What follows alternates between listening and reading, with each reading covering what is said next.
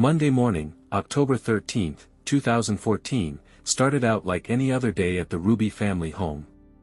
At 9 a.m., the housekeeper arrived at the doorstep, ready for her usual cleaning routine. However, as soon as she opened the door, a pungent, sickening odor hit her nostrils. Upon entering the living room, she was confronted by a horrifying sight that left her utterly shocked. This grim event took place in the small town of Duncan, Oklahoma, home to only about 20,000 people. This is where the Hruby family resided, Father John, Mother Tinker, and their children, son Alan and daughter Katherine. John and Tinker had met back in college and had been inseparable ever since, always doing everything side by side. The Duncan Banner newspaper had been owned by John's family for 3 generations. In 1997, John acquired the Marlowe Review, and in 2013, he also bought the Chronicle, which was published in Duncan. The residents of the small town knew the Hruby family well and held them in high regard. Their newspaper business had thrived for many years, bringing in substantial wealth. John and Tinker owned a spacious house, an expensive car, and wanted for nothing. The couple raised 2 children, their older son Alan and younger daughter Katherine, with only a 2-year age gap between them. Katherine was an exceptionally gifted and talented girl, excelling in her studies and athletics. At the time of the tragic events in 2014, she was only 17. She was in her senior year of high school and was a true star of the volleyball team. Katherine actively participated in the town's community life.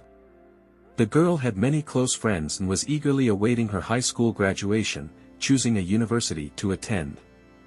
Meanwhile, in 2014, the older son of the Hruby family, Alan, was a freshman at the University of Oklahoma, studying political science. At first glance, he seemed like a friendly and sociable guy, but some noticed something unusual about him. Alan took great pride in his family's financial status. Unlike his modest and restrained sister Katherine, he was her complete opposite. Friends and classmates considered Alan a spoiled boy who was obsessed with brand-name items. He loved parties, dropped crazy amounts of money at clubs, and enjoyed making grandiose plans for the future. In university circles, Alan was considered a bit eccentric, but in a good way. The young man often wandered through stores, mindlessly spending money, and his greatest pleasure was traveling. He flew exclusively first class. Like most wealthy narcissists, Alan took great delight in flaunting his lifestyle and luxurious possessions on social media. Almost every day, he posted about where he'd been and what he'd been doing. The boy bragged about designer watches, cars, accessories, and often mocked the poor. Interestingly, despite his love for luxury, Alan was not picky about food. He adored McDonald's and often tweeted about his favorite Big Macs and Chicken McNuggets. Being an avid traveler, Alan tried McDonald's meals in different countries, compared tastes, and shared his impressions on social media. The young man called himself a shopaholic and a public figure, although he didn't actually have any fans. Only friends and acquaintances visited his pages, leaving likes and occasionally commenting. Alan spent his parents' money without limit, although he himself had never worked. It was no secret to anyone that by 2014, modern technology and the internet had almost completely pushed print media out of the market. The Hruby family's profits had plummeted, they could no longer afford to be carefree about finances. John and Tinker told their son that from now on, he would have to be more frugal, but Alan was not used to restrictions. So his parents cut off his access to the family money. Unfortunately, by that point, the boy had already developed a serious shopping addiction. It was true shopaholism. Alan could no longer spend money at his own discretion. His account only had a small amount left for transportation and meals at the university cafeteria. The young man was deeply concerned about this situation and decided to resort to extreme measures. He managed to trick his own grandmother. Alan stole her credit card information and used it for his own needs. He spent $5,000 buying a plane ticket to France. There, he took photos of himself against the backdrop of local landmarks. When the boy got bored, he returned to Oklahoma. At home, an unpleasant surprise awaited him. His father John had called the police.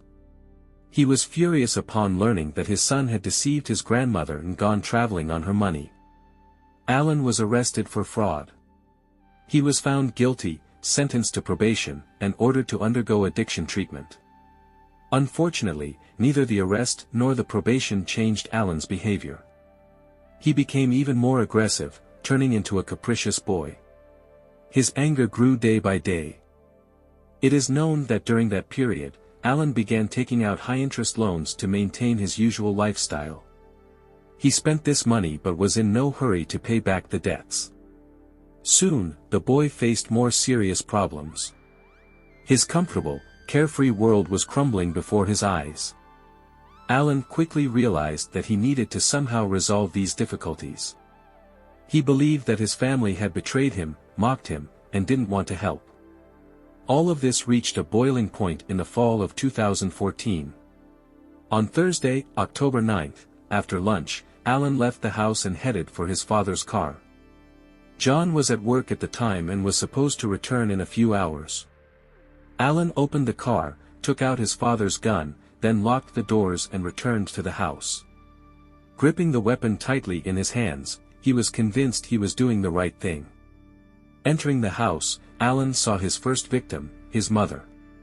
Tinker was sitting at the dining table and didn't hear her son approach from behind. He shot her in the head. The woman fell to the floor. Alan shot a second time. Katherine was in the yard at that moment. Hearing the shots, she ran into the house to see what had happened. Alan shot his sister too. After that, the young man sat in the house for several hours, waiting for his father to return. All this time, Tinker and Katherine were lying on the floor unconscious.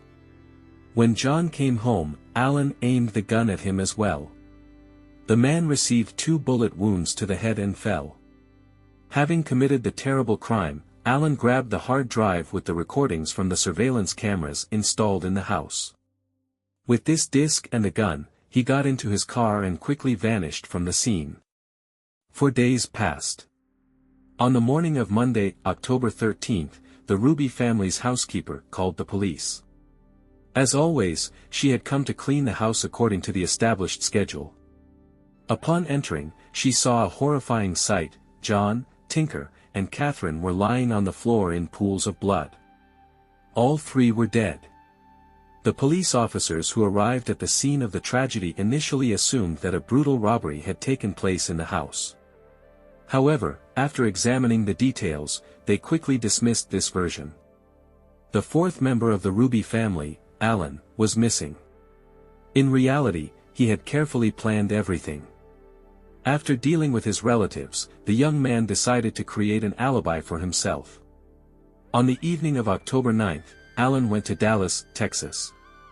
He invited friends to a football game, and after the game, he rented a luxurious hotel room. There, he took several photos and posted them on social media. It would seem that everything had worked out, but one problem arose. Alan forgot that he was still on probation for a previous financial crime. The trip to Oklahoma was a violation of the terms. Moreover, his alibi made no sense. The purchase history indicated that at the time of the murder, Alan was in Oklahoma. The football game started much later, so he had plenty of time to get to Texas. The police searched the Hruby house for evidence. It turned out that the backup copy of the video surveillance recordings had disappeared. There was no trace of it anywhere. It became clear that Alan needed to be found as soon as possible. This took 2 days. At first, the young man was detained for illegally leaving the state. Soon it was discovered that he had managed to steal from his grandmother again. This time, Alan withdrew $17,000 from her card and spent it on entertainment. In prison, he was informed about the deaths of his father, mother, and sister. At first, Alan cried, and then he began to shout, feigning shock at the news. This was a revealing moment for the investigators. The young man put on a real spectacle. The police officers who were observing him noted that his reaction was caused by entirely different reasons. In fact, Alan didn't mourn the loss of his loved ones at all. He was only emotionally distressed by the fact that he was now left without money and reputation. The investigators quickly realized that Alan was at least involved in the murder of his family. It wasn't hard for them to beat a confession out of him. The young man failed a lie detector test and then confessed to everything. He quickly realized that the game was over and that dragging out the process with deception would lead nowhere. Alan admitted that he had been planning the murder for a long time. He thought he had foreseen everything and taken the necessary precautions. He was confident that he would never be exposed. To confuse the police, Alan had even deliberately left his mobile phone in his dormitory room. After questioning his friends and acquaintances, the detectives learned that he had told them about his plans to deal with his relatives. However, no one took his words seriously. The rumors even reached Katherine, but his sister also didn't realize the true intentions of her brother. During the interrogation, Alan confessed that he owed large sums of money to creditors. They had begun to threaten him and gave him no peace. The young man wanted to become the sole heir to the family, as his parents had large life insurance policies. When the investigators asked where he had put the weapon, Alan replied that he had thrown it into a lake near his parents' home. Divers thoroughly searched the surrounding bodies of water but found nothing. It was only later that detectives searched a warehouse rented by Alan's grandmother. It was there that they found the gun and the hard drive from the home security system. It turned out that Alan had secretly broken into the warehouse and hidden important evidence there. The disc clearly showed his car parked in the driveway of his parents' house at the time of the murder. The prosecution had direct and irrefutable evidence of the guilt of 19-year-old Alan Hruby. He was facing the death penalty. In the end, Alan agreed to a plea deal. In court, he looked sickly and exhausted. When he described his crime in detail, his voice noticeably trembled. The young man cried in the courtroom as he spoke about his debts and the threats from creditors. During the trial, the prosecution read out several more negative facts from the defendant's biography. At the age of 13, Alan had stolen his grandmother's car. And at 17, during an argument, he attacked his own mother over money and threatened to kill her. While searching Alan Hruby's room, investigators found 6 fake IDs. The young man did not deny that he had used them to violate traffic rules with impunity. He had repeatedly shown these documents to patrol officers, and fines were issued in other people's names. As part of the plea agreement, Alan waived his right to appeal in the future. In March 2016, he was found guilty and sentenced to 3 life terms without the possibility of parole. The Hruby family's relatives were satisfied with the court's verdict. Alan's grandmother, uncle, and aunt didn't want unnecessary publicity or a prolonged trial.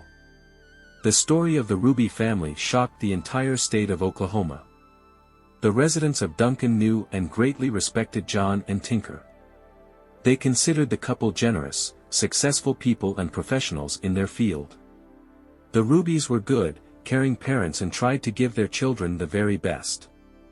They could never have imagined that their beloved son would turn out to be so cruel, go to extremes, and trade his family for money. Alan Hruby will never be released. It is known that he is currently being held in solitary confinement. He is forbidden to communicate with relatives. He has no mobile phone. He will never again be able to post photos of his prison meals and mock the poor. I look forward to hearing your thoughts in the comments. Don't forget to subscribe to the channel and hit the like button. Until next time, friends.